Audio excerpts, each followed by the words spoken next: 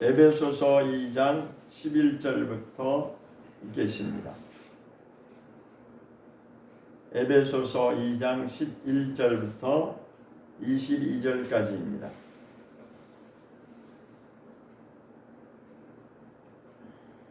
찾으셨으면 같이 합독하십니다. 시작. 그러므로 생각하라. 너희는 그때의 육체로 이방인이요 손으로 육체 행한 할례당이라 칭하는 자들에게 무할례당이라 칭함을 받는 자들이라. 그때 너희는 그리스도 밖에 있었고 이스라엘 나라 밖의 사람이라. 약속의 언약들에 대하여는 외인이요 세상에서 소망이 없고 하나님도 없는 자이더니 이제는 전에 멀리 있던 너희가 그리스도 예수 안에서 그리스도의 피로 가까워졌느니라. 그는 우리의 화평이시니라.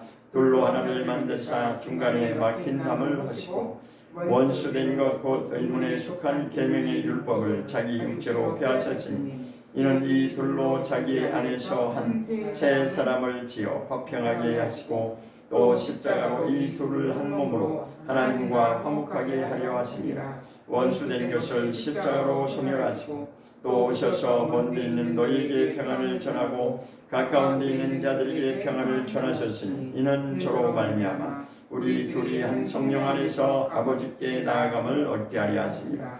그러므로 이제부터 너희가 외인도 아니요 손도 아니요 오직 성도들과 동일한 시민이요 하나님의 권속이라. 너희는 사도들과 선지자들의 도위에 세우심을 입은 자라. 그리스도 예수께서 친히 모퉁이 돌이 되셨느니라. 그의 안에서 건물마다 서로 연결하여 주 안에서 성전이 되어가고 너희도 성령 안에서 하나님의 거하실 조수가 되기 위하여 예수 안에서 함께 지어져 가느니라. 아멘. 오늘 말씀의 은혜를 받을 것은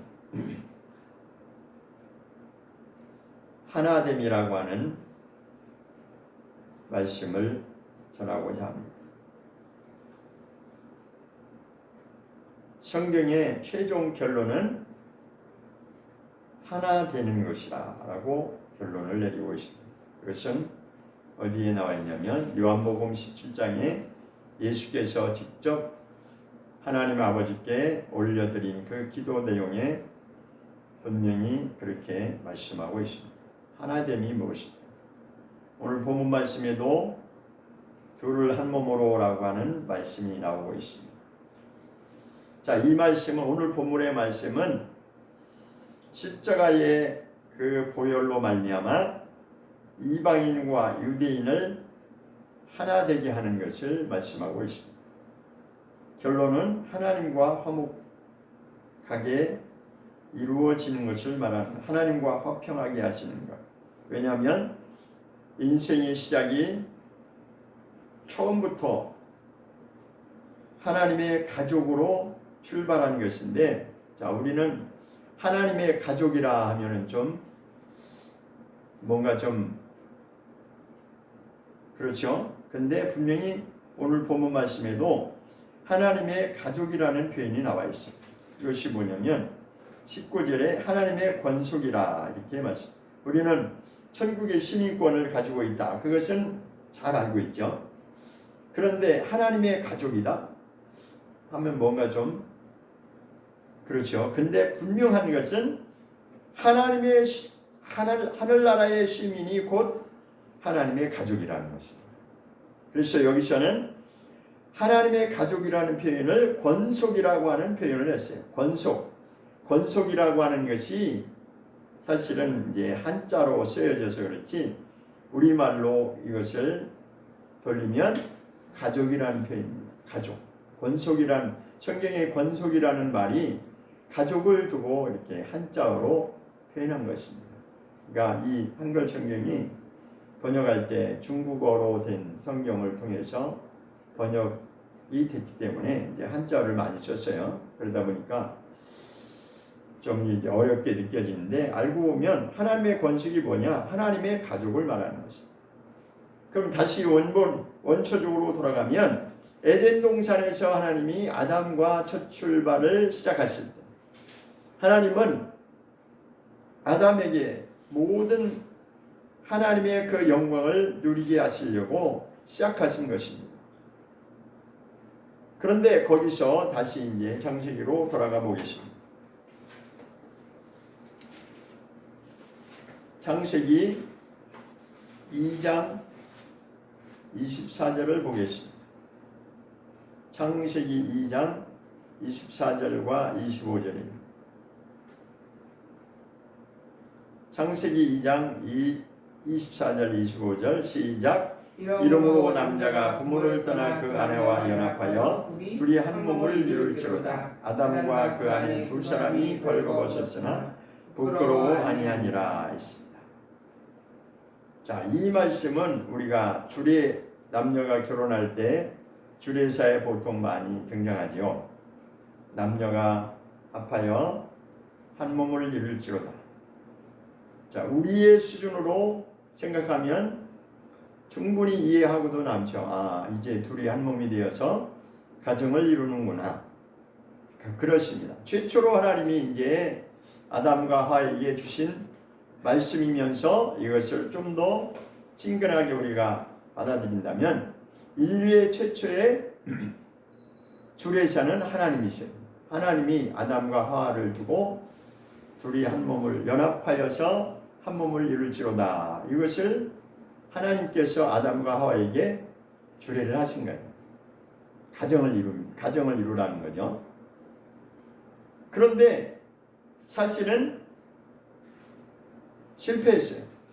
둘이 하나가 되는 것이 하나님의 뜻이었어요. 그러니까 첫 출발부터 하나님의 계획은 뭐였냐면 둘이 하나가 되는 것이었죠. 자, 우리가 상식적으로 우리의 개념으로 이제 한번 생각해 보시죠. 자, 남자가 있고 여자가 있는데 둘이 한 몸을 이룰지로다. 한 몸을 이룰 수 있나요? 남자가 있고 여자가 있어요. 가정을 이룬다 할지라도 둘이 몸이 하나가 되는 것은 아닙니다. 우리가 가만히 생각을 해보면 몸이 하나가 된다고 하는 것은 될 수 없는 겁니다, 사실. 그러니 이게 무슨 의미냐? 둘이 한 몸을 이룬다고 하는 것은 개체적으로 두 개가 하나가 된다고 하는 그 개념이 아니라 그리스도의 몸을 이루는 것을 말하는 겁니다, 사실. 이때부터 이미 하나님의 언약이 시작된 거예요. 그러니까 남녀가 합해서 연합해서 하나가 되는 목적이 뭐냐? 그리스도 안에서 한 몸을 이루어 가는 것입니다. 이것이 하나님의 목적이었어요. 그런데 왜 처음부터 가정이 깨졌느냐? 죄가 들어옴으로 말미암아 가정이 파괴된 거예요. 누구로 인해서? 우리의 원수가 되는 그 마귀로 인해서 가정이 깨진 거죠. 그러니까 마귀가 하는 일은 철저하게 이간해서 하나님의 뜻을 어그러뜨리는 것입니다. 그런데 하나님의 뜻은 아담과 하와를 통해서 하나님의 목적을 하나님의 경륜 아래에서 그 뜻을 이루려고 하는 것이 바로 처음 시작이었습니다. 이것이 무엇이었냐면 둘이 한 몸을 이루는 것입니다. 자, 오늘 이 말씀이 조금 어렵게 생각되실 수 있지만 어렵지 않습니다. 자, 그래서 둘이 한 몸을 이룬다고 하는 이 말씀이 어디에 또 나오냐면 에베소서 5장에서 또 등장하고 있습니다. 창세기의 처음 시작에 나온 말이 에베소서에 또 등장하고 있습니다. 에베소서를 이해를 하면 충분히 이 말씀이 무슨 말씀인지 우리는 이해할 수 있습니다. 보겠습니다. 31절을 보겠습니다. 에베소서 5장 31절을 보겠습니다. 에베소서 5장 31절 시작. 31절 시작. 이러므로 사람이 부모를 떠나 그 아내와 합하여 그 둘이 한 육체가 될지니, 이렇게 말씀하고 있습니다. 부모를 떠나서 가정을 이루는 것이 모든 인생들에게 첫 출발이 되는 것이에요. 그것을 통해서 사실은 이루고자 하는 것이 무엇이냐면 하나님의 뜻을 이루는 것이 목적입니다. 우리는 그냥 단순하게 젊은 남녀 청춘이 만나서 요즘엔 다 결혼이라고 그러죠. 근데 사실은 혼인이 맞아요. 성경적으로도 혼인이 맞고, 우리나라 처음 우리 말에도 혼인이라고 옛날에 말했지, 결혼이라는 말은 현대에 와서 생긴 말입니다. 외국의 영향입니다. 이방의 영향을 받은 거예요, 사실은. 자, 그런데 둘이 한 육체가 되는, 자, 한번 보세요. 남녀가 만나서 한 이불 속에 자는데 남녀가 결합했다고 해서 육체가 하나 되는 건가요? 하나가 될 수 있어요, 없어요? 남자는 남자의 몸이 있고 여자는 여자의 몸이 있어요. 아무리 부부지간이라고 할지라도 둘이 한 가정을 이루고 한 이불 속에서 산다고 할지라도 남편의 몸은 남편의 몸이고 여자의 몸은 여자의 몸일 뿐입니다. 거기서 열매로 자식이 태어나는 거죠. 그렇다고 해서 남자 여자가 한 몸을 이룰 수는 없는 겁니다. 우리가 가만히 생각을 해봐야 돼요.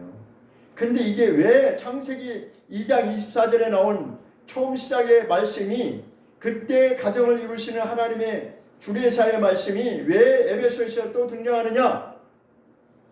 이것은 비밀이라고 했어요. 무엇이 비밀이냐? 32절 보겠습니다.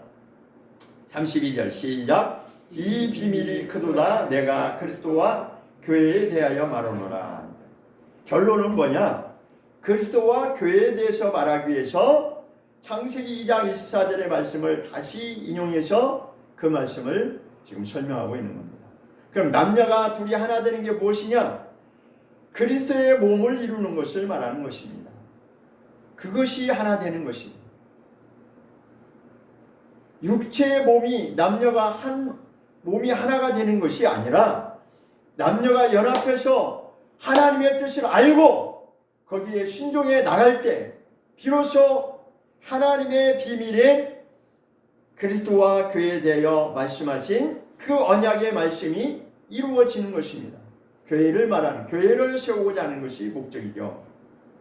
그래서 가정이 얼마나 소중한지 새삼 우리는 깨닫게 됩니다.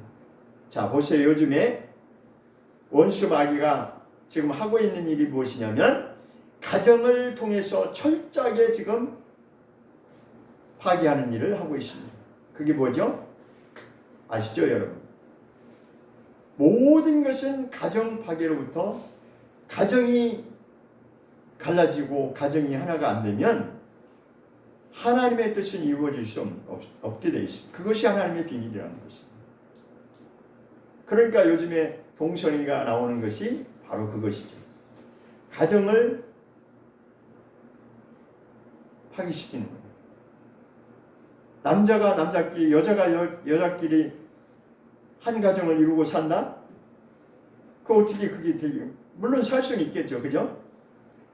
남자의 육체와 육체가 결합하는 것은 얼마든지 남자끼리도 여자끼리도 살 수는 있겠죠. 그러나 거기서 생명이 잉태될 수는 없습니다. 생명이 잉태되지 않으면 하나님의 뜻도 이룰 수 없습니다. 그래서 마귀는 처음부터 그랬듯이 철저하게 가정을 파괴하는 일을 오늘날도 역시 똑같은 방법으로 진행시키고 있습니다. 그래서 지금 문제가, 동성애가 심각한 문제가 되는 것이죠. 성경의 원리대로 돌아가면 이것은 마귀의 계략이고 사람들이 그걸 모르기 때문에 그냥 다 당하는 거예요. 성경에 보면 둘이 하나 되는 것이 얼마나 중요한지, 둘이 하나 되는 것이 얼마나 중요한지를 설명하고 있는데, 오늘 본문 말씀에도 그 말씀을 하고 있는 거예요. 둘이 하나됨을 말씀하고 있습니다. 오늘 본문 말씀으로 가면 자 16절에 보겠습니다. 에베소서 2장 16절에 에베소서 2장 16절에 보면 이런 말씀이 있습니다. 시작. 또 십자가로 이 둘을 한 몸으로 하나님과 화목하게 하려 하시니라. 원수되는 것을 십자가로 소멸하시고. 자, 둘을 한 몸으로라고 하는 말이 여기도 등장합니다. 그러면 이것은 사실은 자 11절부터 읽어보면 둘이 한 몸이 된다는 것이 무엇인지를 한번 보겠습니다. 11절 시작. 그러므로 생각하라. 너희는 그때 육체로 이방인이요 손으로 육체 행한 할례당이라 칭하는 자들에게 무할례당이라 칭함을 받는 자들이라. 이 말은 무슨 말씀이냐면 육체로 기준해서 우리의 육신 육체로 기준을 하면 이방인과 이스라엘 민족을 두고 지금 말하는 것입니다. 그러니까 이스라엘 민족은 육체의 할례를 받아서 할례당이라고 그들은 자칭 그렇게 부르는, 자기네들은 선택된 민족이고 할례받은 민족이다 라고 말하는 것을 육체 행한 할례당이라 이렇게 말하는 것이고, 무할례당이라고 하는 것은 육체 할례를 받지 않은 자 곧 이방인을 말하는 거예요. 그러니까 이 말씀은 처음 11절부터 이방인과 유대인들을 지금 설명하고자 하는 것입니다. 그래서 12절에는 이방인을 두고 설명하고 있어요. 그때 너희는 그리스도 밖에 있었고 그 다음에 이스라엘 나라 밖의 사람이고 약속의 언약에 대해는 외인이고 이방 사람이고 세상에서는 소망이 없던 자예요. 그렇죠. 하나님의 언약을 받지 않았기 때문에 소망이 없던 자였고 하나님도 없는 자이더니 이방인을 두고 설명한 겁니다. 그러면서 13절까지 역시 이방인에 대해서 설명하고 있습니다. 이제는 저의 멀리 있던 너희가 그리스도 예수 안에서 그리스도의 피로 가까워졌느니라 했습니다. 단 한 가지 유일한 이유는 뭐예요? 이방인이라 할지라도 예수 그리스도의 흘리신 그 보혈의 피로 말미암아 이제는 그리스도와 가까워진 자가 되었다는 것입니다. 다시 말해서 본래 너희는 이방인이었었는데, 자 그러면 다시 원초적으로 돌아가서 아담으로부터 첫 출발했는데, 그때는 아담을 하나님이 지으시고 아담과 하와가 한 가정을 이루어서 첫 출발할 때는 그때는 이스라엘이 있었어요? 이방인이 있었어요? 없었어요? 없었죠. 그때는 하나였습니다. 그때는 개념이 이방인도 없었고 뭐 이스라엘 선택된 민족 그런 개념이 없었어요. 오직 하나, 한 가정, 둘이 한 몸을 이룰지로다 연합해서 한 몸을 이루라 하신 그 하나님의 뜻을 이루기 위하여 가정을 이룬 자가 있는데 그는 아담과 하와였습니다. 그러나 아담과 하와의 가정은 깨져버렸어요. 그 깨졌다고 하는 것은, 자 보세요. 아담과 하와가 하나님의 말씀을 어기고 선악과를 먹었는데 그들의 가정이 이혼했나요? 이혼한 적 없어요. 그죠? 우리의 개념으로 그냥 쉽게 그들이 육체가 갈라선 적이 없어요. 그냥 그들은 아담은 930년 동안 잘 살았습니다. 그래서 대대로 자손들을 낳았어요. 그래서 아담이 누구를 낳았어요? 첫 번째 가인과 이렇게 낳았는데 그 첫 번째 열매로 난 가인과 아벨은 이미 죄가 들어왔기 때문에 그 가정 역시 형이 동생은 죽이는 그러한 일이 벌어졌죠. 그러니까 그들이 육체로는 이혼한 적이 없지만 죄가 들어옴으로 말미암아, 가정에 죄가 들어옴으로 말미암아 하나님의 뜻이 어그러진 것이고 둘이 하나가 될 수 없다라고 하는 것을 보여주고 있는 것입니다. 둘이 하나가 될 수 없다라고 하는 것은 육체가 하나 되지 않았다는 그 말을 하는 것이 아니라 하나님의 뜻이 어우러졌다는 것을 말하는 것이고 계속해서 죄가 흐르고 있다는 것이죠. 그것은 아담의 첫 열매인 가인과 아벨, 그러니까 첫 번째 아들은 가인이었고 두 번째 아들이 아벨이었어요. 그렇기 때문에 첫 번째 아들이었던 가인을 통해서 증명해 주고 있는 것입니다. 가정에 죄가 들어오니까 하나님의 뜻은 이루어질 수 없고 대신 뭐가 이루어져요? 마귀가 원하는 그것만 열매로 드러나는 것이죠. 그것이 바로 형이 동생을 때려 죽이는 사건이었어요. 인류의 최초의 죄가 바로 그것이죠. 아담 한 사람으로 인해서. 그것은 가정에 죄가 들어왔기 때문에 가정이 하나가 될 수가 없는 것입니다. 그 다음에 하나님이 다시 가인은 하나님께 쫓겨나고 하나님과 상관은 없는 자로 쫓겨남을 당했고, 그 다음에 죽은 아벨 대신에 셋을 하나님이 주셨다고 했어요. 셋을 통해서 계속해서 이어져 갑니다. 그 족보는 이어져 가지만 그때부터 하나님은 그들의 그 계보를 통해서 누구를 얻기를 원하시냐면 하나님께서 원하시는 거룩한 자를 얻기를 원하시는 것입니다. 그것이 하나님의 본래 창조의 목적이었기 때문에. 그런데 언제부터 이스라엘과 이방인의 개념이 나눠졌느냐 아시죠? 아브라함 한 사람이 부름을 받고 나서 그때부터 시작된 것이 바로 이스라엘이라는 개념이 그때부터 시작합니다. 그때 씨앗이 이제 심겨진 것이 사실은 아브라함과 이삭과 그 다음에 야곱의 3대에 이르기까지 그때까지만 해도 이스라엘이라는 개념이 아직은 등장하지 않았죠. 그럼 언제 등장했어요? 야곱이라고 하는, 그러니까 아브라함을 기준으로 하면 아브라함의 손자가 되는 야곱이라고 하는 사람이 야복 강가에서 그 이름을 얻은 거잖아요. 그죠? 기도를 통해서 이제는 내 이름을 야곱이라 부르지 않겠다. 이제는 이스라엘이라고 불러라 해서 그때부터 이스라엘이라고 하는 말이 등장하기 시작했어요.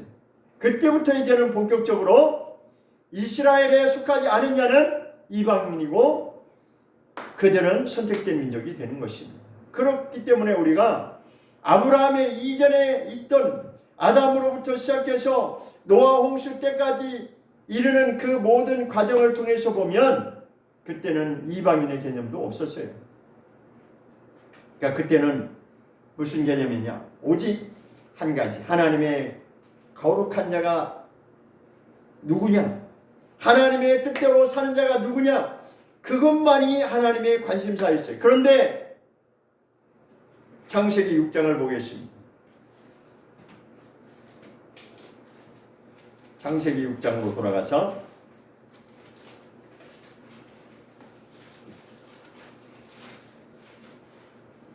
(5절을) 보겠습니다.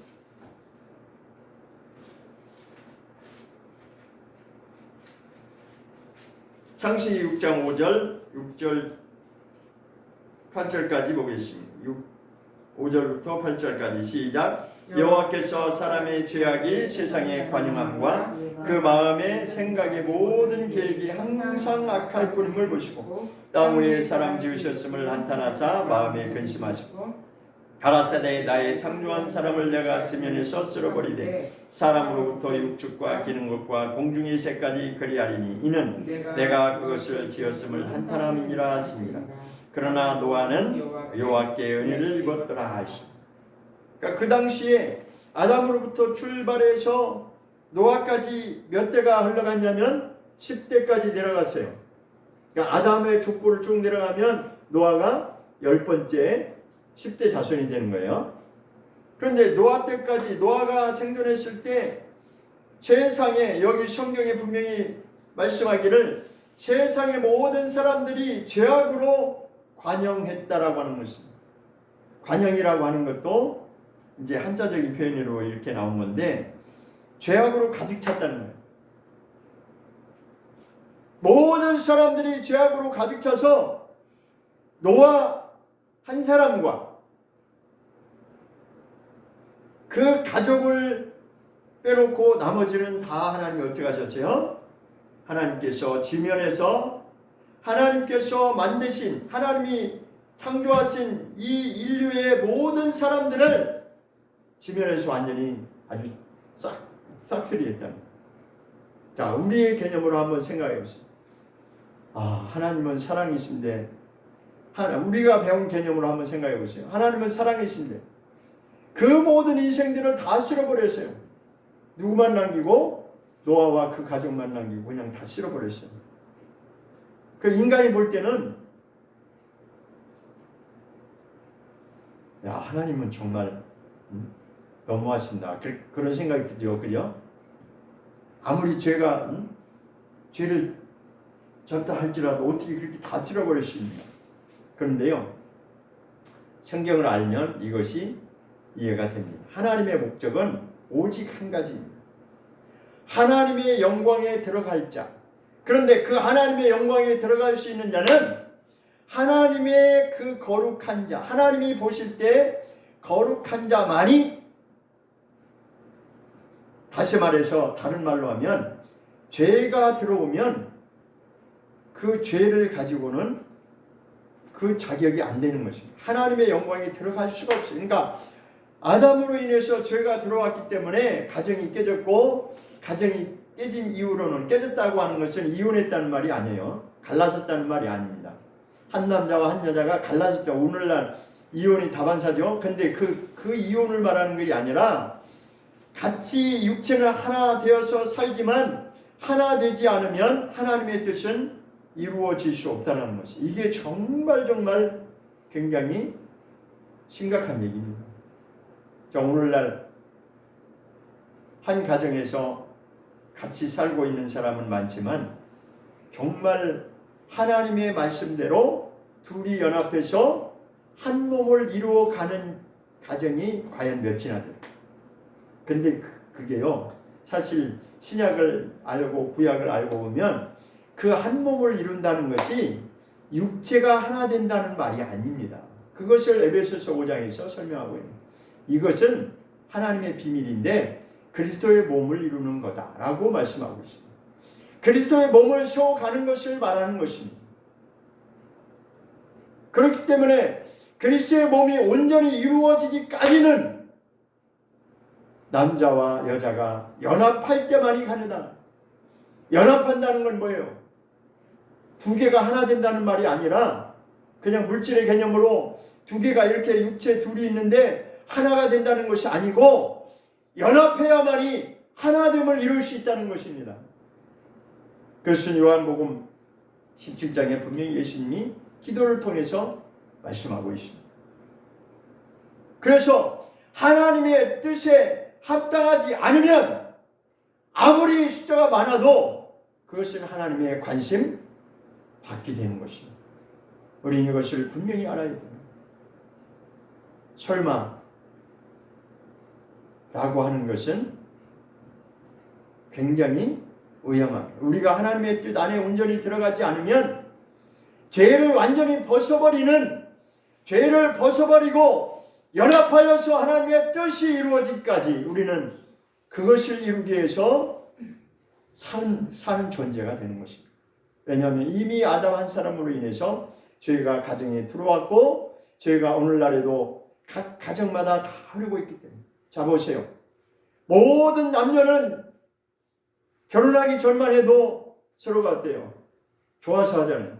저도 사실은 옛날에 이해를 못한 적이 있었어요. 제가 청년 때, 아니 좋아서 결혼했는데 왜 싸울까? 그게 이해가 안 되세요. 제가 결혼을 안 해요. 그때는 결혼을 안 해봤으니까 몰랐죠. 아니 둘이 분명히 좋아서 결혼을 했는데 왜 싸울까? 근데 제가 실제로 겪어보니까 다 이유가 있더라고요. 그것은 철저하게 마귀의 계략에서 우리가 그렇게 되는 것입니다. 그러니까 영적인 세계를 모르면 아무리 젊은 남녀가 결혼하기 전에는 둘이 좋아서 결혼하지만 결혼하고 난 뒤에는 상황이 달라집니다. 물론 인꼬부부로 살아가는 자도 있겠지만 그게 과연 하나님의 뜻에 합당한 연합된 자로서 그렇게 되는지 안 되는지는 두고 봐야 됩니다. 가정이 하나 되지 않으면, 가정이 연합해서 남자와 여자가 연합해서 한 몸을 세워가는 것이 하나님의 뜻인데, 그것은 바로 남자와 여자가 너무너무 사랑해서 둘이 없으면 못 살고 그 개념을 말하는 게 아닙니다. 그 개념을 말하는 것이 아니라 철저하게 남자가 됐든 여자가 됐든 둘 다 철저하게 죄를 벗어버리고 죄악의 속성을 벗어버리고 그리스도의 몸을 세워가는 것이 하나님의 뜻인 것입니다. 그래서 하나님이 가정을 세운 거예요. 근데 우리는 보통 어떻게 생각해요? 시집가고 장가가면 행복하게 잘 살아라. 우리는 그걸 원하죠. 그죠? 부모는 그것을 원하고 본인들도 그것을 원해서 결혼을 합니다. 그 기대 속에서 결혼을 해주면 막상 현실에 딱 출발을 해보면 어때요? 그게 그렇게 잘 안 되잖아요. 왜 그러냐? 알고 보면 그 영적인 원리가 가정에 흐르기 때문에 그런 것입니다. 그러니까 마귀는 철저히 이것을 깨려고 하는 것입니다.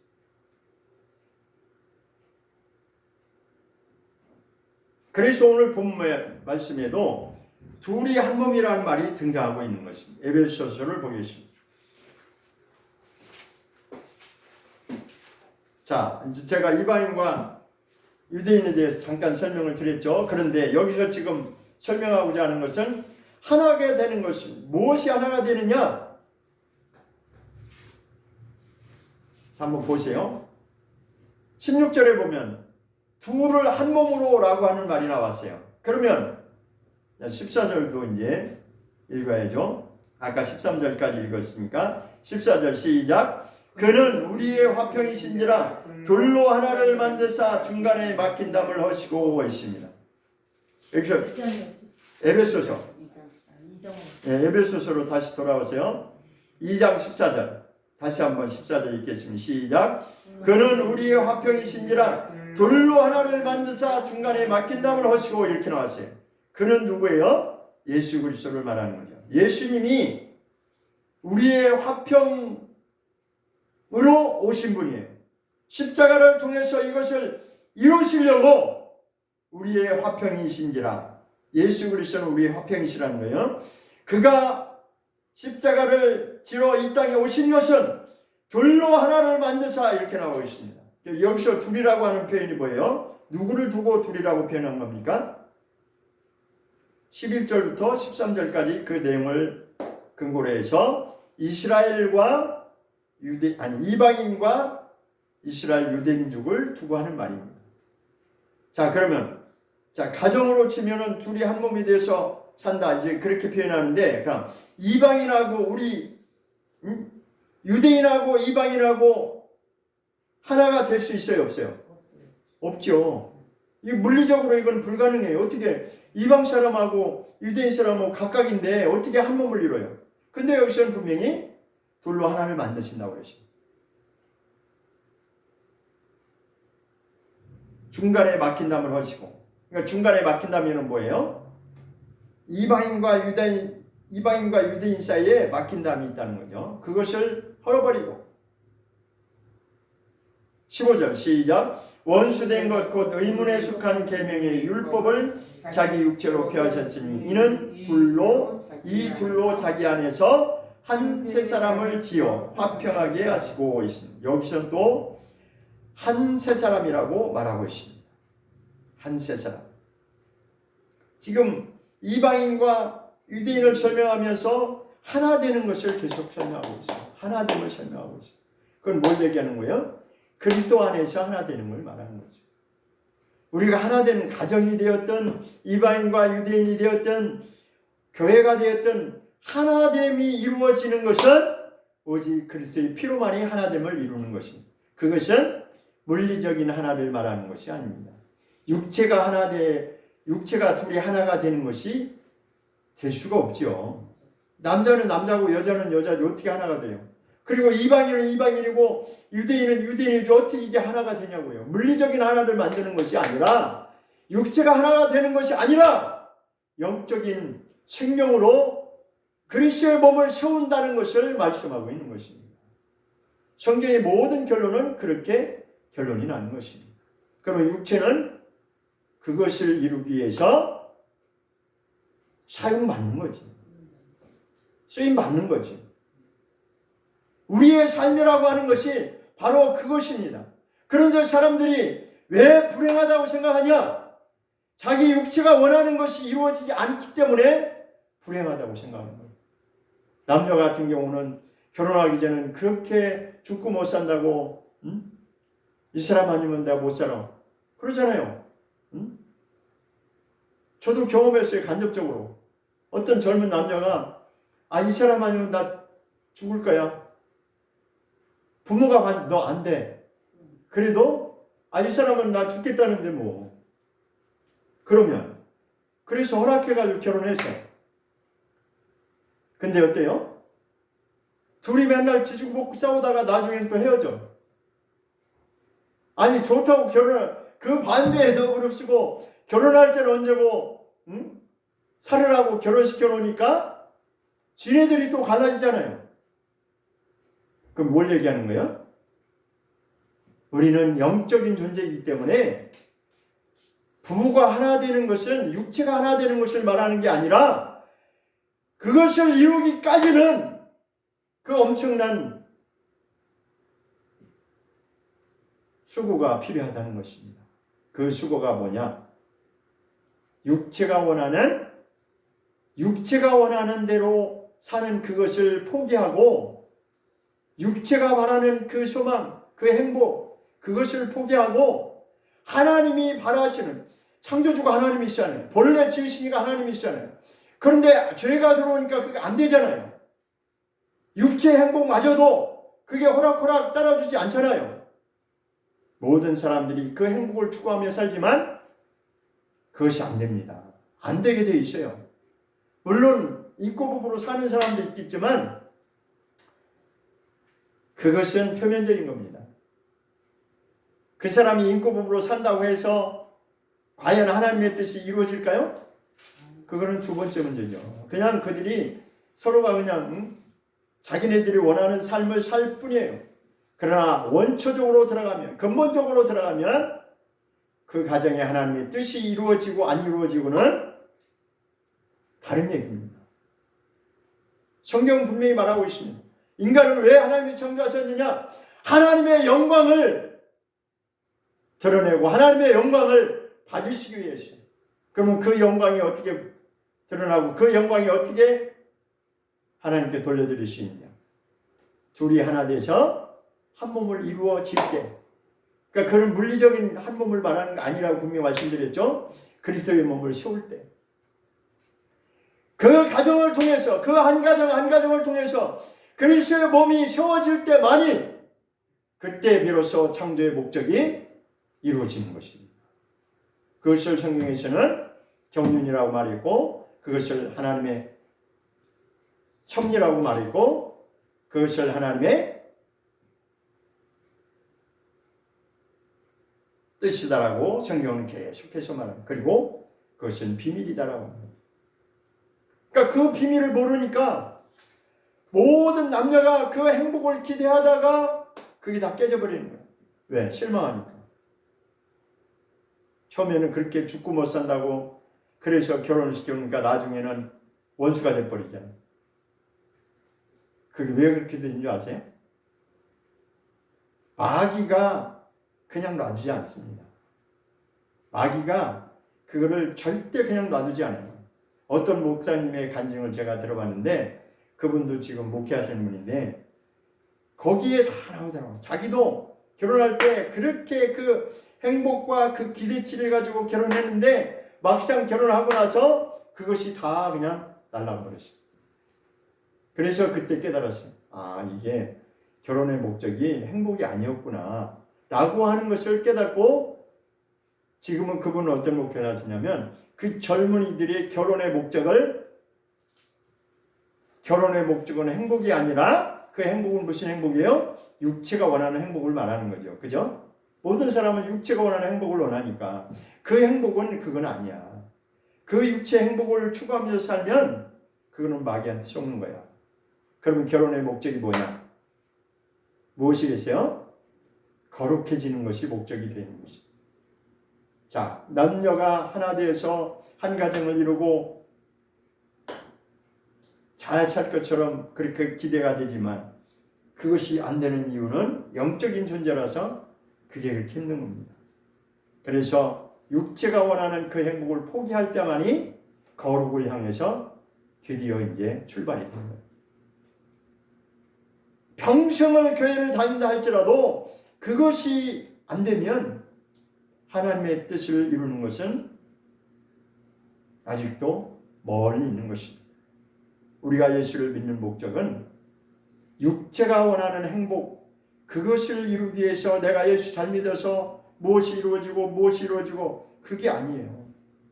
그게 아니라고. 우리가 지금 다 잘못 알고 있어요. 그런데 그거는 부수적으로 따라오는 것이 되어야 됩니다. 본래 하나님이 가정을 이루게 하신 목적은 뭐냐면 죄가 있으니 죄를 버리고 하나님께로 돌이키는 그러한 삶을 살으라고 지금 우리를 가정을 통해서 지금 그렇게 그 훈련의 장을 만들어 준 겁니다. 왜? 아담으로 인해서 이 가정이 죄가 들어왔기 때문에, 그 죄가 이미 들어와 있기 때문에, 그 죄가 흐르고 있기 때문에 그것을 벗어버리고 새 사람이 되기 위해서는 그 과정이 필요한데 그 과정의 훈련이 너무나도 멀고 험하게 느껴지는 거죠. 그래서 어떤 사람은 그럽니다. 이 영적인 원리를 터득하기까지는 내가 예수 믿었더니 더 힘드네. 그래서 다시 도망가는 거예요. 그래서 도망가는 겁니다. 영적인 원리를 모르기 때문에. 그러니까 공이 남자가 됐든 여자가 됐든 결혼하는 목적이 둘이 한 몸이 되는 목적은 뭐냐? 연합해서 한 몸을 세워 나가야 되는데 그 몸이 뭐냐? 육체의 한 몸을 말하는 게 아닙니다. 그리스도의 몸을 세우는 것이 목적이 됩니다. 여기 지금 이스라엘 민족과 이방인을 설명하면서도 그 얘기하는 겁니다. 지금 둘을 한 몸으로 어떻게 이방인하고 유대인하고 한 몸을 세울 수 있어요? 말이 안 되죠. 자, 16절 보겠습니다. 시작. 또 십자가로 이 둘을 한 몸으로 하나님과 화목하게 하려 하시니라. 둘이 한 몸이 될 때만이 하나님과 화목함을 이룰 수 있다는 건 뭐예요? 그리스도의 몸을 세울 때만이 그것이 이루어진다는 거죠.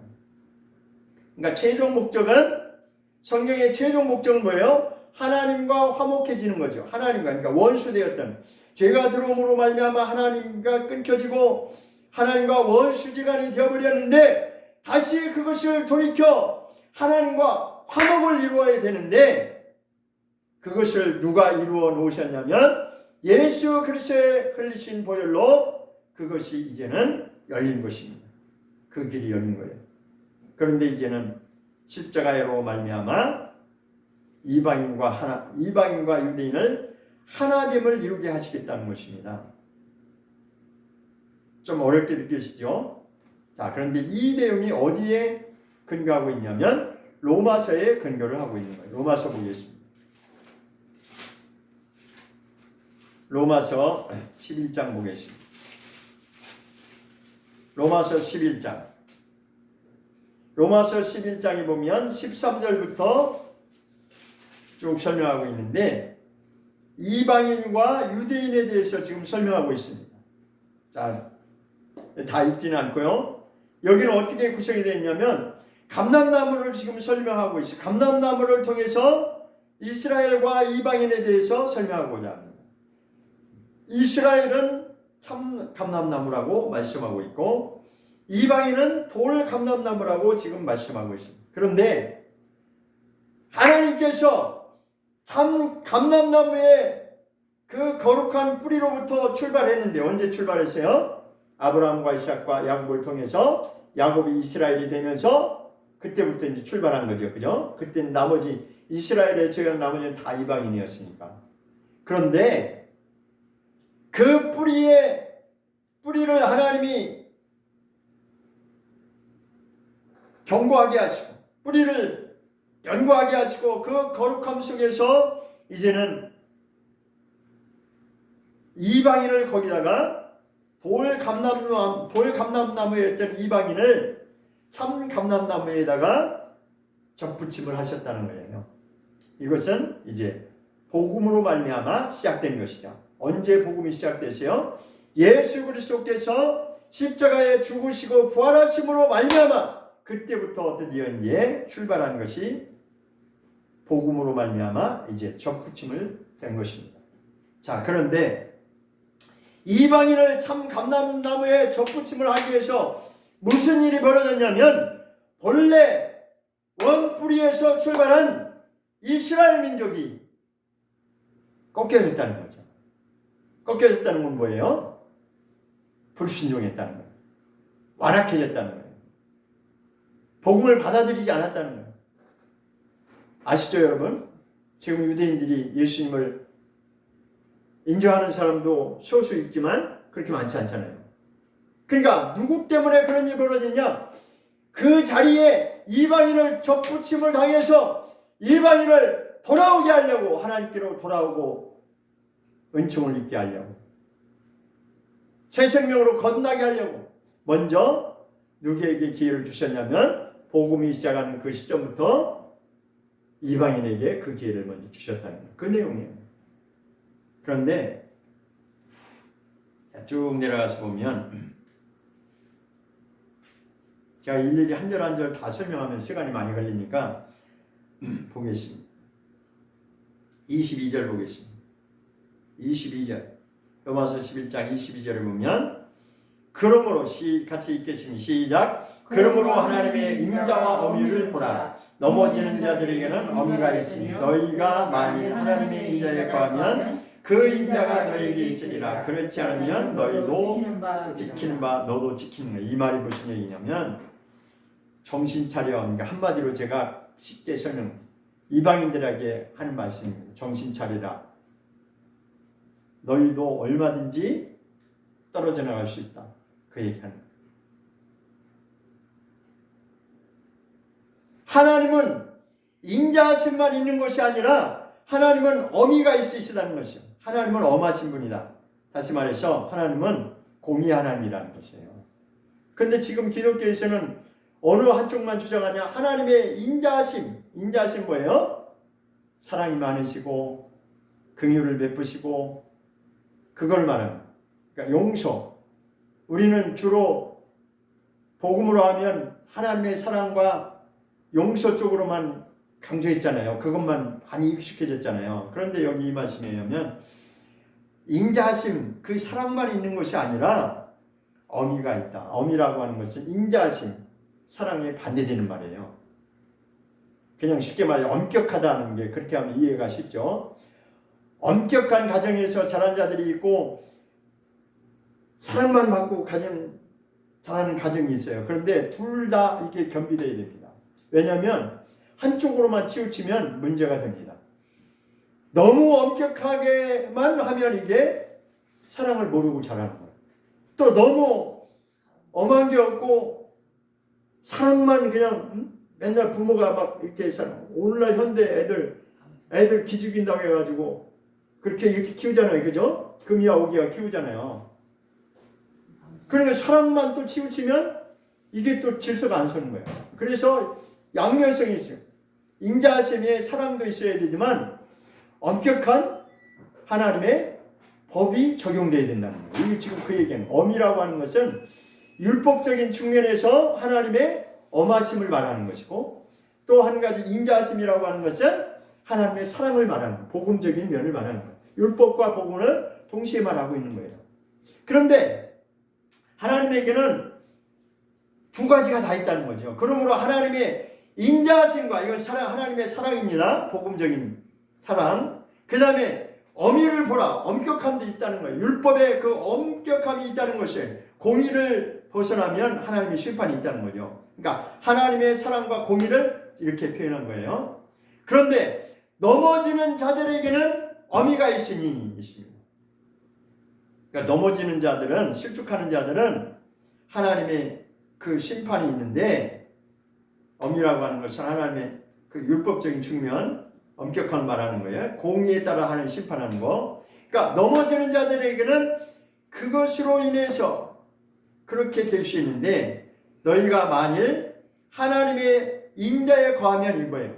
하나님의 사랑 안에 거하면 하나님의 긍휼하심 안에 거하면 그 하나님의 인자하심이야. 그 하나님의 사랑하심이 너희에게 있으리라. 이렇게 설명했어요. 그죠? 그런데 마지막 부분에 하나님이 경고의 말씀을 담고 있습니다. 그렇지 않으면 이게 무슨 말이에요? 너희도 떨어져 나갈 수, 꺾일 수 있다는 거예요. 자, 이거는 이방인한테 지금 경고하는 말씀인데, 너희가 사실은 본래는 돌감람나무였거든. 돌감람나무였던 이방인이었는데 하나님이 너에게 생명을 주시려고 본래 원가지였던 유대민족을 잘라내고 그 자리에 너희를 복음으로 접붙여 준 거야. 그 생명을 어디서 온 거냐면 본래 뿌리의 진액이 올라와서, 그 뿌리의 진액이 누구예요? 이스라엘 유대민족이죠. 율법을 철저하게 지켜왔던 그 유대민족이 있었기 때문에 너희가 그 덕분에 살아난 거야. 그 얘기하십니다. 그런데 만일 지금 너희가 정신을 안 차리면, 다시 말해서 하나님의 긍휼하심을 얻지 못하면, 하나님의 인자하심에 거하지 않으면, 불순종하면 그 얘기예요. 방종하고 네 멋대로 유대민족을 무시하면서 우리는 복음으로 살아났다 그렇게 방종하고 그렇게 살면, 정신 안 차리면 너희도 찍힐 수 있어. 잘릴 수 있다는 겁니다. 좀 더 쉽게 말씀드리면 너희가 거룩한 자가 되지 않으면 하나님은 얼마든지 처할 수 있다는 것입니다. 우리는 이런 말씀에 대해서 관심 없죠. 왜 우리는 잘하고 있다고 생각합니까? 그러니까 우리는 흔히 무슨, 우리에게 정말 우리 입맛에만, 그냥 우리 방식대로 우리 입맛에 맞는 말씀만 갖다가 적용하기 때문에 이런 말씀들이 별로 관심이 없는 거예요. 그러니까 양쪽이 다 필요한 거. 하나님의 인자하심도 있어야 되고 하나님의 어미하심, 이 두 가지, 하나님의 공의와 사랑. 그러니까 우리는 이 두 가지를 잘 조화 있게 가르쳐서 그리스도의 몸을 세우는데 그렇게 가야 되는데, 오늘날 기독교가 어떻게 됐냐? 그냥 하나님의 사랑만 강조했어요. 하나님은 사랑이 하나님이야. 하나님의 사랑이 하나일 수 있다면 다 하나님이 구원하지. 믿기만 하면 다 구원한다는 식이에요. 굉장히 지금 멀리 나가 있습니다. 자, 그 돌감람나무 설명 뒤에 또 나오죠. 자, 23절을 보겠습니다. 23절. 시작. 저희도 믿지 아니하는 데 거하지 아니하면 접붙임을 얻으리니. 이 말이 무슨 말이에요? 믿지 아니하는 데 거하지 않으면. 이게 부정을 두 번 해가지고 지금 강조적인 표현인데 두 번을 부정한 거예요. 믿지 아니한다는 건 뭐예요? 불신앙을 말하죠. 그런데 뒤에서는 뭐예요? 거하지 아니하면 또 부정을 또 했어요. 그러니까 이게 바로 반어법이라고 하는 거죠. 그러니까 믿지 아니하는 것은 불신앙인데 그 불신앙에 거하지 아니하면, 이렇게 결론은 뭐예요? 믿으면, 그 얘기예요. 그냥 간단하게 믿으면, 저희도 믿으면 이렇게 하면 되는데 어렵게 지금 설명을 이렇게 돼 있어가지고, 사실은 저희도 믿으면 어떻게 된다는 거예요? 저희라고 하는 건 누구냐면 유대인을 두고 하는 겁니다. 그러니까 쭉 이방인에 대해서 설명하다가 이제는 유대인을 말하는 거예요. 저희도, 유대인도 이제 믿음 안에 들어오면, 순종으로 돌아오면 저희는 어떻게 한다고요? 접붙임을 얻으니. 이게 뭐예요? 원래 상태로 그들이 그 뿌리의 그 원가지로 다시 붙을 수 있다는 거예요. 하나님께 돌아올 수 있다는 얘기예요. 지금이 바로 그때입니다. 이스라엘 민족이 돌아오는 그 시점입니다. 그러면서 다시 설명합니다. 24절 시작. 내가 원 돌감람나무에서 찍힘을 받고, 내가라고 하는 건 이방을 두고 하는 말이에요. 이방인은 본래 돌감람나무였었는데 돌감람나무에서 찍힘을 당한 거예요. 잘려져서 어디로 왔냐? 좋은 감람나무에 접붙임을 당했다는 것입니다. 그러니까 우리가 구원받을 수 있는 그 근거가 뭐예요? 이스라엘 민족이 존재하기 때문에 그들로 인해서 우리가 구원의 기회를 얻었다라고 하는 말을 이렇게 지금 설명하고 있는 것입니다. 본래는 하나님이 그들을 선택해서 그들을 통해서 뿌리를 내리는 그 훈련의 과정이 있었고, 그 다음에 이제는 때가 됨으로 말미암아 이방인을 살리기 위해서 볼 감람나무인 이방인을 살리기 위해서 참 감람, 좋은 감람나무는 참 감람나무를 말하는 거죠. 유대인을 말하는 거예요. 유대인을 그 가지를 잘라내고 거기다가 이방인을 접붙임으로 해서 살아나겠다는 것은 죄악 가운데서 소망이 없던 자들을 다시 새 사람 만들게 하나님은 그렇게 하십니다. 그러니까 이 말씀이 로마서 11장 13절부터 이 말씀이 아까 에베소서 2장의 11절 이하의 말씀하고 연결이 되는 겁니다. 같은 내용이에요. 아까 그 에베소서 2장 말씀도 이방인과 유대인이 십자가의 피로 하나됨을 그것을 말하는 하나됨. 그런 거예요. 그러니까 이방인이 됐든 유대인이 됐든 가장 중요한 건 뭐예요? 하나님이 원하시는 그런 사람으로 거듭나야지 하나님께 화목함을 이룰 수 있다는 것입니다. 하나님은 죄와 상관이 없는 분이시에요. 분명히 아셔야 됩니다. 성경은 계속 그 말씀하고 하나님은 죄와 상관이 없는 분이십니다. 그래서 본래 아담 한 사람으로 인해서 그 가정에 죄가 들어왔고 그 가정의 출발으로 인해서 모든 인류의 가정이 오늘날까지 왔지만 어느 가정을 막론하고 그리스도의 몸을 세우는 그 일이 목적이 되어야 된다는 것입니다. 그런데 사람들은 그것을 모르니까 다 하나같이 뭘 추구하면서 살아요? 행복을 추구하면서 살아요. 그 행복이 무슨 행복이에요? 하나님하고는 상관없는 자기가 원하는 행복. 다 행복을 꿈꾸잖아요. 그것은 하나님과 상관없는 것입니다. 만약에 그것이 하나님과 상관이 있는 정말 하나님 앞에 고백할 수 있고 하나님이 인정하실 만한 그런 행복을 추구하는 사람이라면 하나님은 그를 이끌어 가신다고 성경은 계속 그 말씀하고 있습니다. 그래서 시편 1장에 출발이 이렇게 출발합니다. 행복하여라 그 사람. 시편 1장 1절에 그런 말씀이 어디 있냐? 원어로 해석하면 그렇게 됩니다. 그래서 제가 정말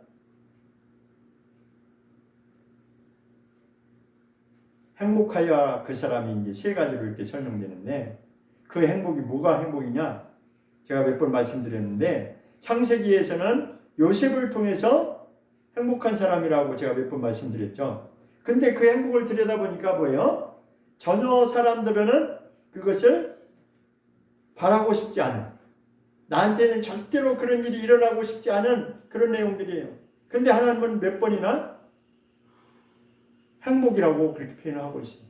그런데 그것이 시편 1장 1절에서도 딱 등장하는데 그게 뭐냐면 의의 길을 걷는 자는 행복하여라 이렇게 말하고 있습니다. 의인의 길을 걷는 자는 행복한 자다. 그런데 그 반대되는 개념이 뭐예요? 그러니까 시편은 그 두 줄기를 설명하고자 하는 거예요. 의인의 길을 가는 사람과 악인의 길을 가는 사람을 설명하고자 하는 거예요. 사실 두 가지밖에 없어요. 중간은 없습니다. 하나님의 뜻대로 걸어가는 자가 의인의 길을 걷는 자, 그 사람이 행복한 사람이라는 거예요.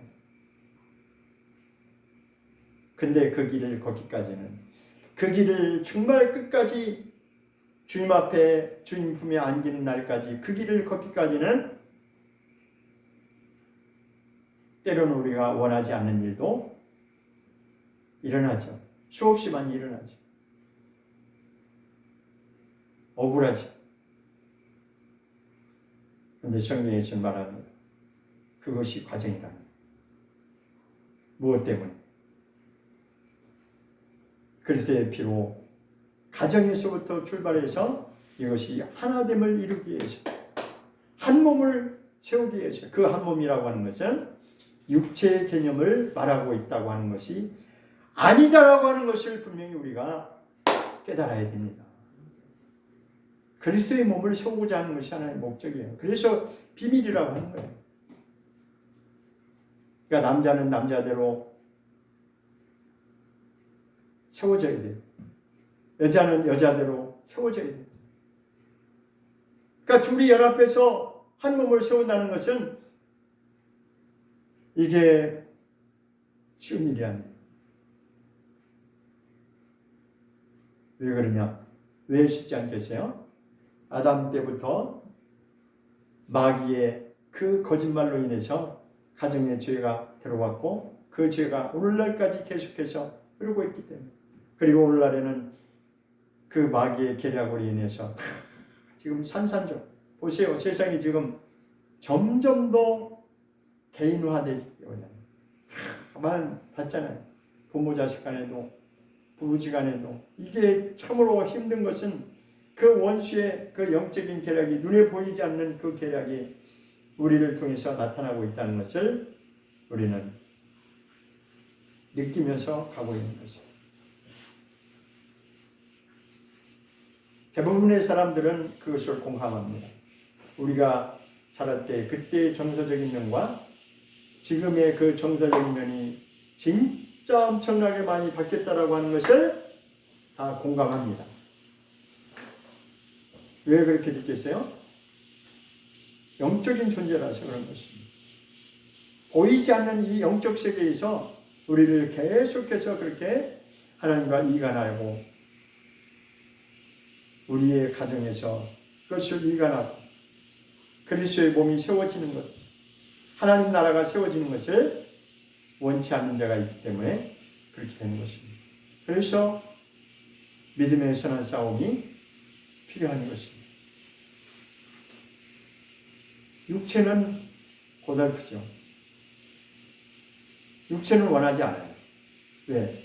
육체는 자기가 원하는 행복이 따로 있거든. 육체의 행복을 추구하는 자는 이것을 따라갈 수가 없게 되어 있습니다. 그러나 분명한 하나님의 나라가 보이는 자는, 보인다는 것은 눈에 보이는 것을 말하는 것이 아니라 깨달아지는 자는 이 길을 가는 것이라고 시편은 1장 1절부터 그렇게 말하고 있습니다. 그가 바로 행복한 사람이라는 것입니다. 우리는 진정한 행복이 무엇인지, 둘이 하나됨이 무엇인지 그것을 깨닫고 이 마지막 시대를 살면서 거룩한 자로 우리가 살아갈 수 있기를 예수 이름으로 축원합니다. 아멘.